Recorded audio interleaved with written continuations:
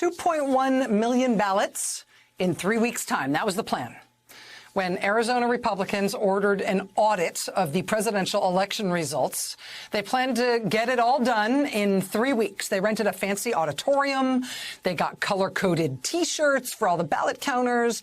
Over the course of these 3 weeks, they said they would look at every single ballot cast for president in the most populous county in Arizona. All 2.1 million of those votes, they would look at those ballots so carefully using such magic technology, they would find the widespread voter fraud that they're sure must somehow exist, even though nobody else can see it. Well, we are now in the third and supposed to be final week of the election audit in Arizona. They're still searching for the phantom fraud. But at the end of this week, Friday of this week, they have to pack up their ballot counting tables. They have to pack up their fraud detecting magic light boxes and their colored T-shirts, because Friday, the end of this week, they need to give the event space back.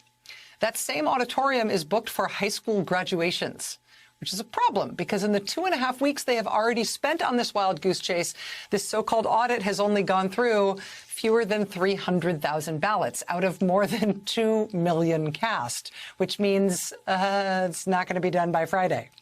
But they have to leave.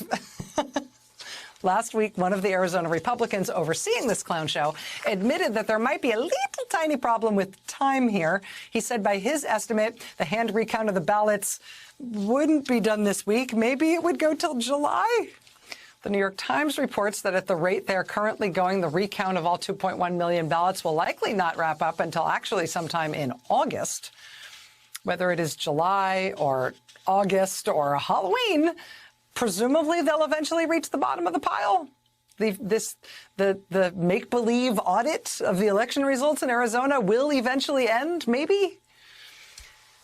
But what's becoming clear is that the Arizona election audit was not the main event here. Perhaps it was a rehearsal for what Republicans are going to try to do all over the country, so they can keep alive this fantasy that somehow election fraud is what explains why Donald Trump appeared to have lost his bid for re-election in 2020.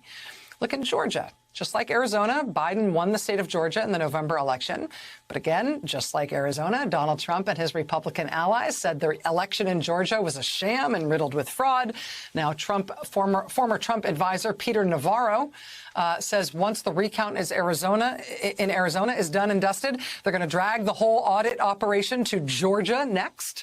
Navarro telling the pro-Trump news outlet OAN that the scale of the so-called voter fraud in Georgia is much larger than in Arizona. So he says this is where the audit scheme should be run next.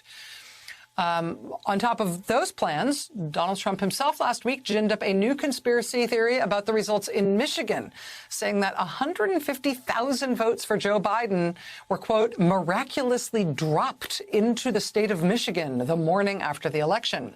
He's calling for the Michigan State Senate, the Republican-controlled Michigan State Senate, to do a review of the election results in Michigan. That's just like the one that's going on in Arizona. He has now gone on to make a similar allegation for Wisconsin.